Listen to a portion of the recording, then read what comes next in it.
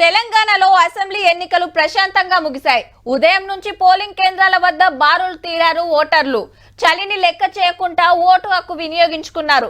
ఎక్కడ ఎలాంటి అవాంఛనీయ సంఘటనలు జరగకుండా బందోబస్తు ఏర్పాటు చేశారు పోలీసులు. ఓ నువ్వు ఏం చెప్తున్నావు, నీకన్నా సమజైతుందా?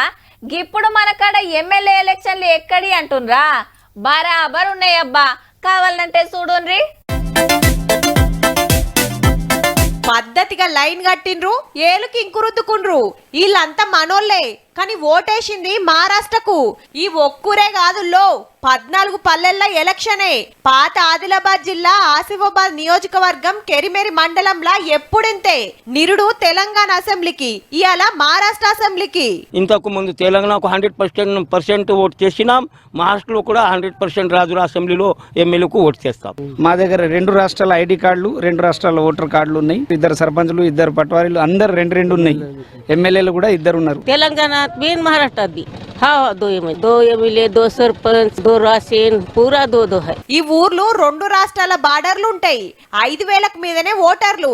సర్పంచులు, ఎమ్మెల్యేలు, ఎంపీలు, ముఖ్యమంత్రులు ఇద్దరిద్దరు ఉన్నారంటే డెవలప్మెంట్ సుతా డబుల్ అవుతుండొచ్చు అనుకుంటుండ్రులే. మా ఊర్లో రావడానికి రోడ్డు సమస్య బాగా పెద్ద ఉంది. హాస్పిటల్ సమస్య కూడా ఉన్నది. కానీ రాజకీయ నాయకులు ఎలక్షన్ ఉన్నప్పుడు వస్తారు, మళ్ళీ పరండోది గ్రామ పంచాయతీకి చూడడానికి ఎవరు రాడు. ఓట్లప్పుడే మన రాష్ట్రం అటెన్క మీదే రాష్ట్రం అన్నట్టుంటది.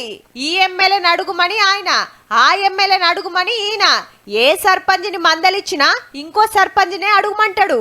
భూముల పట్టాల కోసం ఎప్పటికాంచో ఎదురు చూస్తాన్రు. చల్ మమ్మలను తెలంగాణలో మహారాష్ట్రలో ఎండ్లడం ఒక దాంట్లో కలుపుండ్రని 20 ఏండ్ల కాంచి కొట్లాడుతాన్రు. సుప్రీంకోర్టు దాకా పోయింది కేసు, అయినా తేలలే. మాకు ఎవరు ఎక్కువ న్యాయం చేస్తే వాళ్ళ దగ్గర ఉంటాం. మాకు ఈ రాష్ట్రం ముఖ్యం అని కాదు, ఈ రాష్ట్రం ముఖ్యం కాదు. తెలంగాణకెళ్ళి కోవా లక్ష్మి మేడం ఎమ్మెల్యే, ఇక మహారాష్ట్రకెళ్ళి ఎవరు ఎమ్మెల్యే అవుతారో గాని మీదే రాష్ట్రం అని ఎవరన్నా అడిగితే చెప్పుకుంటానికి ఫలానాని లేకపాయే. ఏం లాభం?